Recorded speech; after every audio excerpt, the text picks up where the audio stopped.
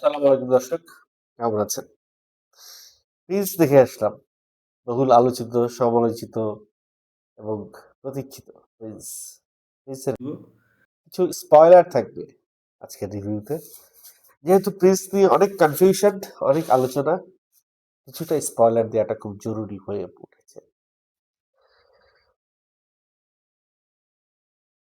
এক কথায় যদি বলি আমি, প্রিন্স আমার কাছে ভালো লেগেছে। আমি প্রিন্স এনজয় করেছি। তবে প্রিন্সের ভেতরে অনেক ভুল ত্রুটি আছে, অনেক গুজামিল আছে। একে একে এক্সপ্লেইন করব। তাই কন্টেন্টটা একটু বড় হতে চলেছে। শেষ অবধি সঙ্গে যারা থাকবেন তাদেরকে অসংখ্য ধন্যবাদ। শুরু করব থেকে গল্প থেকে শুরু করি। প্রিন্সের গল্পটা, প্রথমত প্রিন্সের গল্পটা হচ্ছে গিয়ে 1990 2000 এই দশকের গল্প, 90-এর দশকের গল্প। গল্পের মূল প্লট ঢাকা, যেখানে প্রথমেই গলত তারা ঢাকাতে শুটিং করা নেই ঠিকঠাক মতো, কলকাতায় শুট করেছে, যেটিকে ঢাকা হিসাবে স্ট্যাবলিশ করার চেষ্টা করেছে। এই যে একটা বিশাল, শুরুতেই একটা ভুল, একটা প্রতিচ্ছবি মানুষের মনে জন্ম দিয়ে এগিয়ে যাচ্ছে, মানে যেটার, যেই জিনিসের শুরুটাই ভুল থেকে, সেই জিনিস তো ভুলে ভুলেই ভরে উঠবে, এটাই স্বাভাবিক। অনেকেই গল্পের বিভিন্ন ভুল ভ্রান্তি ধরেছেন, আমি ওই জায়গাগুলোতে একমত। যারা যারা ভুল ধরেছেন প্রিন্সের, যেই যেই জায়গায় ভুল ধরছেন প্রিন্সের, আমি তার সাথে একমত। বরং আমি আরো কিছু ভুল অ্যাড করব। কিন্তু দিন শেষে ভাই, একটা কথা, সেটা হচ্ছে গিয়ে যে দর্শক যেটাকে রিসিভ করবে সেটাই সেরা। শাকিব খানের অনেক ভুয়া ভুয়া ছবি, অনেক ভুলে ভরা ছবি দর্শক রিসিভ করেছে, দর্শকের কাছে ভালো লেগেছে, দর্শক দেখেছে। কিন্তু সেই সময় এরকম কন্টেন্ট ক্রিয়েটার ছিল না, সেই সময় এরকম ইউটিউবার ছিল না, সেই সময় এত টিভি চ্যানেল ছিল না, সেই সময় এত পেজ ছিল না, সেই সময় এত মানুষ ছিল না সিনেমা নিয়ে কথা বলার এবং লিখবার। ছিল শুধু পত্রিকা আর ম্যাগাজিন। পত্রিকা প্রতিদিন পাওয়া যেত, ম্যাগাজিন 15-20 দিন পর পর পাওয়া যেত। তাই সিনেমা, কিন্তু সিনেমার যে আহ, স্রোত, যে বেগ, সেই বেগেই সিনেমা চলতো। এখন যে জিনিসটা হয়ে গেছে, আমাদের মতো কন্টেন্ট ক্রিয়েটারদের কথা শুনে, রিভিউ দেখে তারপরে অনেকে যায় সিনেমা দেখতে, অনেকে, এটা খুব বড় একটা পার্ট না, 10-15%। বাট যারা সিনেমা দেখার তারা ঠিকই সিনেমা হলে যায়, কারণ রিভিউ গুলার ধার ধারে না। এখন প্রিন্স নিয়ে অনেক সমালোচনা আমি নিজেও করেছি, দরকার ছিল, করেছি।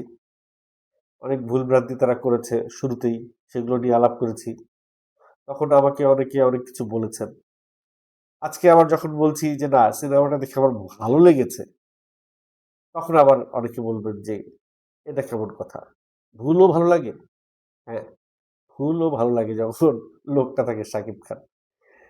শাকিব খান যখন স্ক্রিনে ছিল, যতক্ষণ স্ক্রিনে ছিল প্রিন্সের, ততক্ষণ স্ক্রিন সুপার, সুপার।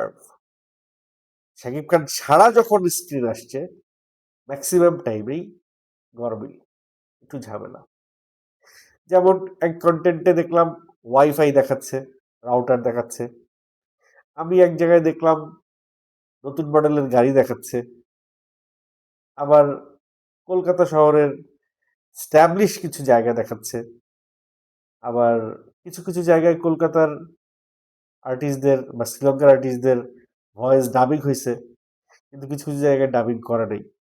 এই যে ভিএফএক্স এর একটা জটিলতা ছিল, সেটা কারেকশন করছে। সিনেমাটা ঈদের দিন দেখাইতে পারে নাই অনেক জায়গায়, এই জন্য আমরা অনন্য বাবুকে দোষ দিচ্ছি। এটাও ঠিক আছে, তার দোষ আছে, সে ঠিক মতো পৌঁছাতে পারে নাই। কিন্তু অরণ্য বাবুরের কাছেও কিন্তু সিনেমাটা সময় মতো আসে নাই। এই বিষয়ে আফরান নিশো একটা বক্তব্য দিছে, সে জানে ঘটনাটা, যে টেকনিক্যাল ইস্যুজের কারণে ঠিক সময়ে কমপ্লিট হয় নাই কাজ, তাই প্রোডাক্ট অরণ্য বাবুরের কাছে যায় নাই, অরণ্য বাবুর সবাইকে ঠিক মতো দিতে পারে নাই।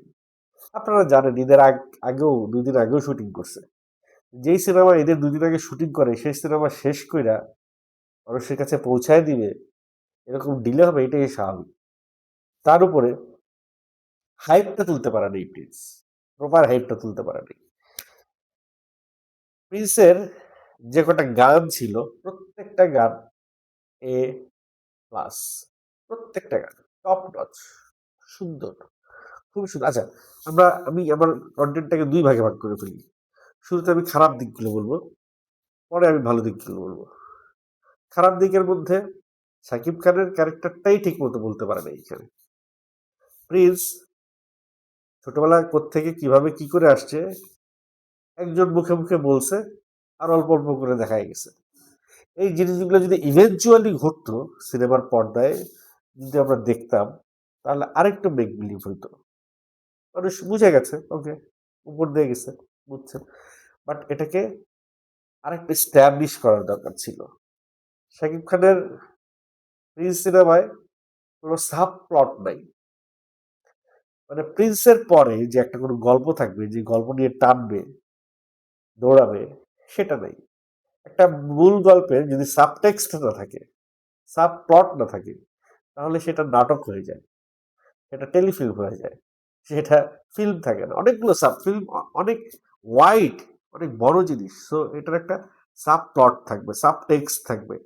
মানে শাকিব খানের গল্পের বাইরেও আলাদা আলাদা কিছু গল্প ক্যারেক্টার থাকবে, যে ক্যারেক্টারগুলোর গল্প থাকবে। শাকিব খানের সিনেমার মূল যে সমস্যাটা, সেই সমস্যাটা হচ্ছে গিয়ে শাকিব খান একাই 100। শাকিব খানের ক্যারেক্টারটা এমফাসিস করতে গিয়ে শাকিব খানের ক্যারেক্টারটাই ঠিকঠাক মতো দেখাইতে পারে, অন্য কোনো ক্যারেক্টারের কোনো এন্ডিং নাই, কোনো ব্যাকড্রপ নাই, ব্যাক স্টোরি নাই, বা হয় না। যেমন ভিলেনের সঙ্গে ভিলেনের ছেলে ভাই এত বড় বড় একটা ক্যারেক্টার, একজন একটা ফিগার হওয়ার কথা ছিল একটা এরকম একটা কমার্শিয়াল ফিল্মে, অথচ তারা এক জায়গায় দাঁড়াইয়া দুটা ডায়লগ দেওয়া ছাড়া তাদের আর কোনো কাজই ছিল না। শাকিব খানের যে 5টা ডান হাত দেয়, 5টা সাঙ্গপাঙ্গ দেখাইছে, 5টা হ্যান্ডস দেখাইছে, এই 5টা হ্যান্ডসের মধ্যে 3টা হ্যান্ড মোটামুটি কথা বলছে, আর 2টা হ্যান্ড মোটামুটি দেখাইছে, কিন্তু তাদের কোনো স্টোরি নাই পেছনে। একজনের স্টোরি আছে, সে একজন ছিনতাইকারী ছিল। শাকিব খান তার মায়ের একটা বিশাল একটা ক্যারেক্টার এখানে আছে, শাকিব খানের মায়ের, যে ক্যারেক্টারটার কোনো ডায়লগই নেই। পুরো সিনেমা জুড়ে ডায়লগের কোনো ডেপথ ছিল না, খুব বড় কোনো ডায়লগ বাজি ছিল না সিনেমার ভিতরে। আপনারা খেয়াল করবেন যে প্রত্যেকবারই সিনেমার টাইটেলে স্ক্রিন প্লে, সংলাপ, স্টোরি আলাদা আলাদা নাম থাকে। এইখানে ডায়লগের আলাদা কোনো নাম দেখিনি এই টাইটেলে। ডায়লগটা খুব দুর্বল ছিল, দু একটা ভালো ডায়লগ ছাড়া ম্যাক্সিমাম ডায়লগ আহামরি কিছু না, খুব সাধারণ ডায়লগ। আমার মনে হয় কোনো কোনো জায়গায় ডায়লগ শিল্পী নিজেরা তৈরি করে নিয়েছে, যাতে করে তাকে আলাদা করে স্ট্যাবলিশ করা যায়। যেমন আহ, পুলিশ অফিসার ইন্তেখাব দিনার, তার নামের আগে সে দা বসাইছে, সামথিং দা, নামটা আমি ভুলে গেছি। নামের আগে দা হয় না, সে দা বসাইছে, দি বসাইছে আর কি। এই ডায়লগটা আমার ধারণা ইন্তেখাব নিজেই ইনপুট করা। বা রাশেদ মামুন অপু লাস্টে যে ডায়লগটা দিছে, যে আমি তোমার কোলে বসে বারবার গোল দিয়ে যাচ্ছি, বারবার গোল দিয়ে যাচ্ছি, কিন্তু তুমি টের পাচ্ছ না আমি হালাই গোল দিচ্ছি। এই ডায়লগগুলো রাশেদ মামুন অপুর ইমপ্লিমেন্ট করা। কেন এই কথা বললাম? কারণ আমি যখন শাকিব খানের সঙ্গে অভিনয় করতে দাঁড়িয়েছি, তখন আমারও কিন্তু অনেক ডায়লগ আমি নিজে ইমপ্লিমেন্ট করে ওখানে ঢুকাই দিছি, এবং কিছু রেখেছে, কিছু ফেলে দিয়েছে। কারণ আমিও চেষ্টা করেছি যে আমাকে বা দর্শক মনে রাখুক। তো একজন থিয়েটার করা শিল্পী বা একজন অভিনেতা, একজন অভিনয় শিল্পী সবসময় চাইবে যে সে যদি একটা দৃশ্যও পায়, সেই দৃশ্যে সে এমন কিছু একটা করে আসবে যে দর্শক তাকে মনে রাখবে, দর্শক তাকে ওই জিনিসটার জন্যই মনে রাখবে, সে হালায় করলোটা কি, হালায় কামটা করলো কি, এই টাইপের কিছু একটা করে বেরিয়ে আসতে হবে। আদারওয়াইজ ওই ক্যারেক্টার ভবিষ্যতে আর বড় কিছু হইতে পারবে না। যেমন আমাদের আহ নাসিরুদ্দিন, নাসিরুদ্দিন খান, সে পরাণ সিনেমায় একটা পরাণ সিনেমায় সেরকম একটা কি যেন একটা করেছে, পরাণ সিনেমা তারপরেও একটা সিনেমায় পরাণ সিনেমায় সে ভালো একটা ইয়ে করেছে। তো তার ডায়লগের মধ্যে কিছু কিছু ইমপ্লিমেন্টেশন থাকে। তো ইন্তেখাব দিনার ওইখানে তার চোয়ালটা এরকম রেখে এক ধরনের অ্যাক্টিং প্যাটার্ন সে বের করেছে, যাতে করে ইন্তেখাব দিনার ক্যারেক্টারটা একটু ডিফারেন্ট হয়, অ্যাজ ইউজুয়াল ক্যারেক্টার না হয়। তো এই ধরনের চেষ্টা যারা জাত শিল্পী, যেমন রাশেদ মোহন অপু, ইন্তেখাব দিনার, এনারা কিন্তু এই ধরনের কিছু কিছু জিনিস করে বেরিয়ে এসছেন। যাই হোক, যেটা বলছিলাম যে অনেক ক্যারেক্টার শুধু খাম্বা, তারের খাম্বার মতো দাঁড়াইছিল, বা তারের খাম্বার মতো বসেছিল, স্ট্যাচুর মতো বসেছিল, লুক দিচ্ছিল, এরকম করছিল। এই সমস্ত আর কিছু কিছু ক্যারেক্টার, যেমন শাহিদ খান যখন ভিলেনদের সঙ্গে, ডনদের সঙ্গে বা গুন্ডাগান্ডাদের সঙ্গে মিটিং করে, এত এত ছোট মানে এত বাজে কাস্টিং হয়েছে যে হয় না যে 500 টাকার জন্য 100 টাকা 2000 টাকা 500 1000 টাকা দিয়ে একজন শিল্পী এনে বসাই দিলাম, জাস্ট বসে থাকবেন, এরকম হয়েছে বিষয়গুলো। তাদের সে যে একটা ডন, সে যে একটা ভিলেন, তার যে একটা গার্ডস থাকবে, সেই বিষয়গুলো তার শরীরে ফুটে ওঠে। যেহেতু তার মুখে কোনো কথা নেই, তো তার অঙ্গভঙ্গিতে সেই জিনিসগুলো ফুটে ওঠা দরকার ছিল। তার মানে কিছু কিছু জায়গায় এই সিনেমার অনেক প্রিমিয়াম লুক দিছে, আর কিছু কিছু জায়গায় একেবারে বাজে, মানে খরচই করা নাই, বা ওইভাবে মাথায় খামায় নেই সিনেমা। যেমন আহ ডক্টর এজাজের যে নির্বাচনী প্রক্রিয়া, নির্বাচনের যে সময়টা, ইলেকশনের যে সময়টা, ইলেকশন, এই এই জায়গাটা ছিল সিনেমার সবচাইতে ভাইটাল একটা জায়গা, যেখানে শাকিব খান সবচেয়ে বড় থ্রেটের সম্মুখীন হয়। ওই জায়গাটাই ঠিকঠাক মতো শুট হয় নাই, ঠিকঠাক মতো অ্যারেঞ্জমেন্ট হয় নাই। তো মানে ছিঁড়াফাটা কিছু জিনিস দেখায়, একটা পুরো ইলেকশন মেকানিজম দেখায় বলছে, ভোট গণনা, ভোট কারচুপি, ভোটের কাউন্টিং, আমরা যেভাবে ইভেন টেলিভিশনেও যা দেখায়, টিভির যদি ফুটেজ দিয়েও যদি এটা দিয়ে দিত, গত ইলেকশনের যে ফুটেজ ছিল সেই ফুটেজগুলো নিয়েও যদি দিয়ে দিত, তাহলেও একটা কথা ছিল, সায় দিতাম যে না, এটা ইলেকশন মনে হয়েছে। এটার কোনো ইলেকশনই মনে হয় নাই। এরকম অনেক জায়গা আছে যে জায়গাগুলো আসলে খুব তাড়াহুড়া হয়েছে, অথবা মনে হয়েছে যে নাটকের বাজেটও নাই ওইখানে, এরকম একটা বিষয়। আবার কিছু কিছু জায়গা মনে হয়েছে যে বলিউডের যে কোনো একটা সিনের চাইতে এই সিনের কোয়ালিটি অনেক প্রিমিয়াম। যেমন গানগুলা, তাসনিয়া ফারিনের প্রত্যেকটা গান অসাধারণ। দীপ্তির এই ইন্ডিয়ান নায়িকাটার গানগুলো খুবই সুন্দর। আরো একটা নায়িকা ছিল, 3 নম্বর নায়িকা, ওই যে মিলি, মিলির বিষয়টা তারা অ্যানাউন্সমেন্ট দিল এই সিনেমায় মিলি থাকবে, কিন্তু মিলি নাই। মিলিকে পাওয়া গেল কোথায়? একটা ডায়লগে, যে ছোটবেলায় ইব্রাহিম, মানে শাহিব খানের নাম থাকে ইব্রাহিম, ছোটবেলায় ইব্রাহিমের একটা গার্লফ্রেন্ড ছিল মিলি, মিলিকে কেউ একজন পছন্দ করতো, মিলি রাজি হয় নাই, তার মুখে এসিড মেরে দেয়, মিলি সেটা সহ্য করতে না পেরে মারা যায়। তারপরে ওই যে মিলিকে এসিড মারে, তাকে শাকিব খান খুন করে ফেলে, খুন করে সে এলাকা থেকে পালিয়ে যায়। এইভাবে আমরা মিলিকে পাই। অথচ মিলিকে নিয়ে আমাদেরকে যে স্বপ্ন দেখাইছে পরিচালক, সেই স্বপ্নের ছিটে ফুটাও এখানে রাখে নাই। তাইলে যেই জিনিসটা আপনি করতে পারবেন না, সেই জিনিসটা আপনি বলেন কেন? যেই আশা দর্শককে দেখানো হয়েছে যে প্রিন্স এই বাপের একটা সিনেমা হবে, তাদের কথাবার্তা, attitude, budget, meeting, setting, fitting, এই জিনিসগুলো দিয়ে যেই হাইপটা তোলা হয়েছে, দর্শকদের ভিতরে একটা স্বপ্ন বুনে দেওয়া হয়েছে, দর্শক সেই স্বপ্ন নিয়ে হলে গেছে, যাই দেখে তার কিছুই নেই, একটা অ্যাভারেজ একটা গল্প, একটা সিনেমা তারা বানায় দিছে। এবং অনেকগুলো জায়গায় খুব গুজামিল, গুজামিল বলতে, নায়িকার সঙ্গে শাকিব খানের প্রথম দেখা হয়েছে, প্রথম দিন আপনি করে বলছে, দ্বিতীয় দিন তুমি করে বলছে, তৃতীয় দিন বিয়ে করে বলছে। আরে ভাই, এমনি প্রেম, বিয়ে, ভালোবাসা সব হয়ে গেল? একটা অ্যাকশন সিনেমা না হয়েছে, একটা অ্যাকশন সিনেমা না হয়েছে, একটা রোমান্টিক সিনেমা না হয়েছে, একটা ড্রামা সিনেমা। মানে এক সিনেমার মধ্যে ওই যে ডিরেক্টর আগেই বলছে যে এই সিনেমার মধ্যে সবই পাবেন আপনারা, অ্যাকশন পাবেন, রোমান্টিক পাবেন, ড্রামা পাবেন, এই করতে যে সিনেমার তেজ মেরে দিছে। অ্যাকশন সিনেমায় আপনারা খেয়াল করবেন খুব বেশি রোমান্টিসিজম রোমান্টিসিজম থাকে না। অ্যাকশন মানে অ্যাকশনের মতো যাবে। এখানে দাঁড়ায়া সময় নষ্ট করার সময় নেই। অ্যাকশন মানে টান টান উত্তেজনা, উত্তেজনার ভিতর দিয়ে আসবে, উত্তেজনার ভিতর দিয়ে বের হয়ে যাবে। এই হচ্ছে অ্যাকশন। আর সেখানে যদি আপনি একটু দাঁড়ান, স্লো ভাবে ডায়লগ দেন, রোমান্টিসিজম করেন, তখনই দর্শকের ধুনটা পড়ে যায়। দর্শক একটা রিদমে থাকে, সে রিদম থেকে পড়ে যায়। তো এই রিদম থেকে খুব বেশি পড়ে নাই, বাট ঠিকঠাক একটা রিদমে যাচ্ছিল, কিন্তু ওই যে ক্যারেক্টার গুলোকে শাকিব খান ছাড়া অন্য ক্যারেক্টার, ইভেন শাকিব খানের ক্যারেক্টারও ঠিকঠাক মতো এস্টাবলিশ হয়নি।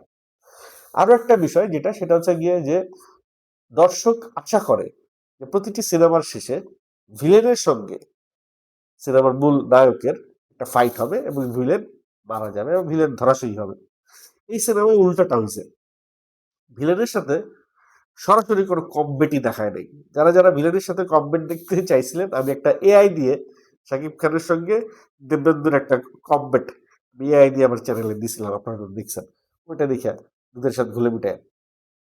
এখন গল্পটাই এমন যে ভিলেনের সঙ্গে শাকিবের সরাসরি যদি সব দেখাই দেয়, তাহলে গল্প শেষ।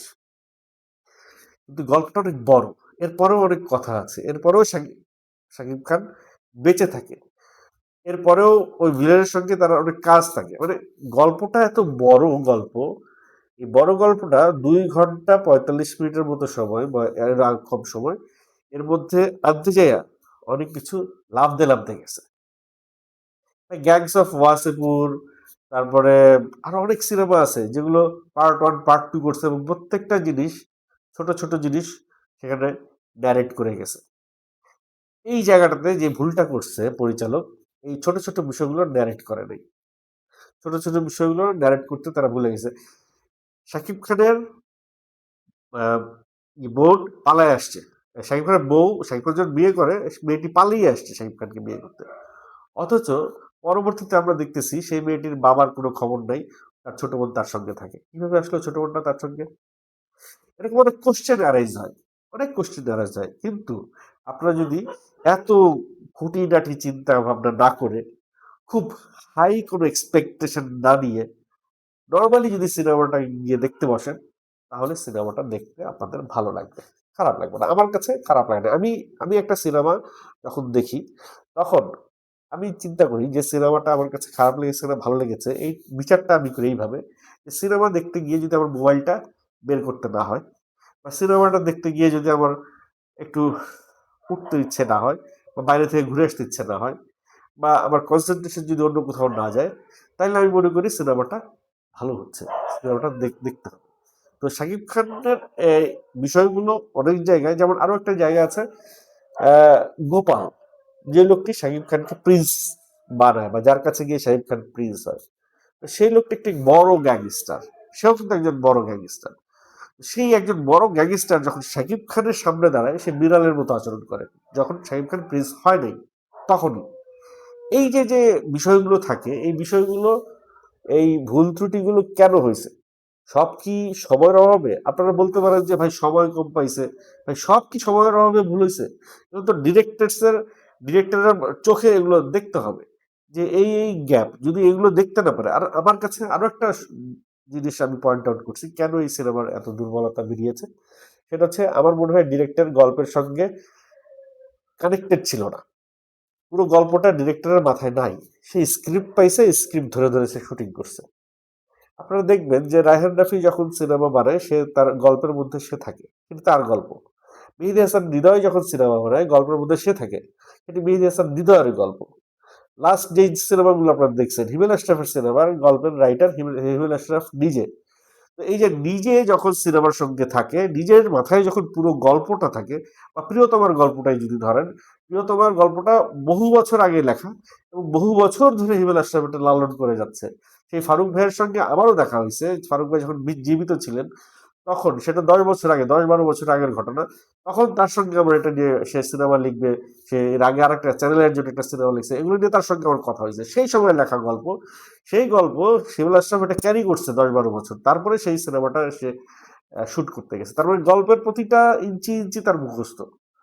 আমার কাছে মনে হয়েছে ডিরেক্টর এইটা পুরো স্ক্রিপ্ট অল থ্রু তার আয়ত্তে ছিল না। যদি সে নিজে গল্পটা লিখতো তাহলে বোধহয় আরো বেটার কিছু হইতো। যাই হোক, অনেকক্ষণ অনেক বদনাম করলাম, এবার সুনামের দিকে আসি, ভালো দিকগুলা বলি। সেটা হচ্ছে যে সিনেমাটার আহ শুরুটা খুব সুন্দর হয়েছিল। তাসনিয়া ফারিনের ক্যারেক্টার চমৎকার। অনেকে বলছে তাসনিয়া ফারিনের এই ক্যারেক্টার না করলেও হয়তো, অন্য কেউ করলে হয়তো। নো, তাসনিয়া ফারিনকে যে ক্যারেক্টারটা দেওয়া হয়েছে, এই ক্যারেক্টার সর্বোচ্চ আর 2-1 মিনিট বাড়ানো যেত, বাট যথেষ্ট সে স্পেস পাইছে। জ্যোতির্ময় দীপ্তি, জ্যোতির্ময় কুণ্ডু, সেও কিন্তু যথেষ্ট স্পেস পাইছে। দুজনই খুবই সুন্দর সাবলীল অভিনয় করেছে। ভাষাগত একটু ত্রুটি তো ছিল ইন্ডিয়ান নায়িকাটার, আদারওয়াইজ খুবই সুন্দর ছিল। গোপালের যে স্ত্রী, সে দুর্দান্ত অভিনয় করেছে। রাশেদ মামুন অপু, শরীফ সিরাজ, ইন্তেখাব দিনার, মাহমুদুল ইসলাম মিঠু, ডক্টর রেজাজ, সবাই সবাই দুর্দান্ত অভিনয় করেছে। বাট ভিলেনের যে বিষয়টার কথা বলছেন, ভিলেনকে আমার কাছে সামটাইমস মনে হয়েছে যে ভিলেনটা সাফিসিয়েন্ট, মানে সেই গ্যাঞ্জারটা, সেই হাইপটা, বা সেই তার যে একটা স্পেস, তার স্পেসটা সে নিতে পারে নাই। ভিলেনকে আমার কাছে সামথিং মনে হয়েছে যে না, যায় না। কিছু কিছু জায়গায় মনে হয়েছে দূর, আবার কিছু কিছু জায়গায় মনে হয়েছে দুর্দান্ত লেভেলের অভিনয় করেছে। মানে তার অভিনয় অনেকটা আপ অ্যান্ড ডাউন ছিল। হয়তো সে বাংলাদেশি গল্প, বাংলাদেশি ডিরেক্টর, বাংলাদেশি অ্যাক্টর, সবকিছু মিলায়া সে হয়তো অ্যাডজাস্ট করতে তার একটু হয়তো সময় লেগেছে, বা আমি জানি না, কিছু একটা হয়েছে ওখানে, একটা আমার কাছে জটিলতা মনে হয়েছে। আদারওয়াইজ সিনেমার গানগুলো যথেষ্ট প্রিমিয়াম ছিল, যথেষ্ট প্রিমিয়াম ছিল। গানে যেই বাজেট খরচ করছে, ঠিক ওইটার বাজেট যদি একটু নির্বাচনে, ডক্টর রিজার্জের নির্বাচনে বা সেই এলাকায় যদি গিয়ে একটু খরচ করতো, তাহলে খুবই খুবই খুবই প্রিমিয়াম লুক হতো। অনেক জায়গায় আছে সিনেমার খরচ তারা করছে, কিন্তু অনেক জায়গায় দেখে মনে হয়েছে যে তাদের বাজেটই ছিল না। লাস্টলি যখন শাকিব খানকে মেরে ফেলা হয়, শাকিব খানকে মেরে আহ, আহ, আহ, নদীতে দিয়ে ফেলে দেওয়া হয়, তখন ইন্তেখাব দিনারের একটা বিশাল ভূমিকা ছিল। সেখানে ইন্তেখাব দিনার শাকিব খানকে এমন জায়গায় গুলি করে যে সে মারা যায় না, সে বেঁচে থাকে। সে বেঁচে থাকে এবং কিছুদিন পরে, কিছু মাস পরে দেখা যায় সে রাজস্থান বা হায়দ্রাবাদের কোনো একটা মরুভূমিতে সে আবার সেই অ্যাকশন, মারামারি, কাটাকাটি, ইন্ডিয়ায় বসে সেটা করতেছে। তার মানে হচ্ছে গিয়ে যে এই বাংলাদেশের এখান থেকে পড়ে যাওয়া থেকে ইন্ডিয়া পর্যন্ত আর একটা পার্ট আছে। যেমন পুষ্পাতে আমরা দেখেছি, পুষ্পা টুতে, যে জাপান থেকে তারপরে সে ইন্ডিয়াতে আসা বা সমুদ্রে ফেলে দেয়া, ওইখান থেকে ওরকম একটা ইয়ে ছিল, বিশাল একটা পার্ট ছিল, সেটা পুষ্পা থ্রিতে গিয়ে আবার দেখানো হবে। ঠিক তেমনি এইখানেও দেখা গেছে যে এই যে নদীতে পড়ে গেছে, এখান থেকে হায়দ্রাবাদ বা ইয়েতে চলে গেল, মরুভূমিতে চলে গেল, ওখানে অ্যাকশন করছে, এখান থেকে একটা লম্বা স্টোরি আছে। সেই সঙ্গে শাহিব খানের ওই যে মিলির গল্পটা, সেই গল্পটাও কিন্তু দেখানো বাকি আছে। তারপরে শাকিব খানকে বাঁচানোর জন্য একটা ফোন আসে, সেই ফোনটা হয়তো বিরোধী দলের কোনো রাজনীতিবিদ, যার সঙ্গে ইন্তেখাব দিনারের কিন্তু অনেস্ট পুলিশ না, সে কিন্তু খুবই ডিসঅনেস্ট একজন পুলিশ। সো এরকম অনেক বিষয়গুলো আছে, অনেক বাঁক আছে, অনেক টুইস্ট আছে। এগুলো আসলে, এই ভুলগুলো যদি না থাকতো, তাহলে এইগুলো, এই টুইস্টগুলো দর্শকের কাছে আরো বেশি আকর্ষণীয় হতো। তবে ডিরেক্টর একটা জায়গায় একটু চালাকি করছে বা একটু ফাঁকিবাজি করছে। সেটা হলো গিয়ে যে এই সিনেমাটা সে তার মতো করে ভাবছে।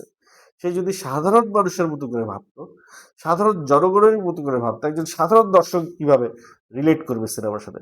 ভাই, একটা সিনেমা তখনই দর্শক জনপ্রিয়তা পায় যখন ওই সিনেমাটি একেবারে নিম্নবিত্ত থেকে শুরু করে উচ্চবিত্ত পর্যন্ত সবাই রিলেট করতে পারে সিনেমার সঙ্গে, সিনেমার সঙ্গে নিজেকে রিলেট করতে পারে, সিনেমার গল্পটা বুঝতে পারে।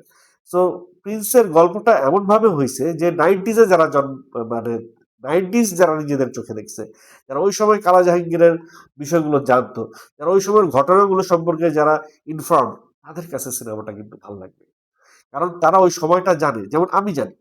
নাইনটিজ আমি দেখছি, নাইনটিজে আন্ডারওয়ার্ল্ডের কি কি হইতো না হইতো, এই ঘটনাগুলো আমি জানি, তখনকার পত্রিকাতে পড়ছি, টিভিতে সংবাদ দেখছি। সেই সময় ইভেন এই যে শীর্ষ সন্ত্রাসীর একজনের সঙ্গে আমার সরাসরি দেখাও হয়েছে, তার ছোট ভাই আমার ফ্রেন্ড ছিল, তার নাম বলছি না এখানে।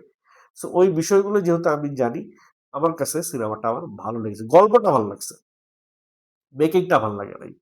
সিনেমার গল্পটা আমার কাছে ভালো লেগেছে, মেকিংটা ভালো লাগে নাই, সিনেমাটা আমি এনজয় করছি।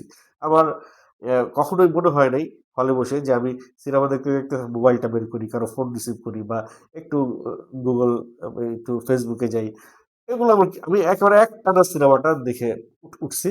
কারণ আমি খুব বড় কোনো আশা নিয়ে সিনেমাটা দেখতে যাইনি। আমি কোনো হাইপ নিয়ে সিনেমাটা দেখতে যাইনি। বরঞ্চ উল্টাটা হইছে।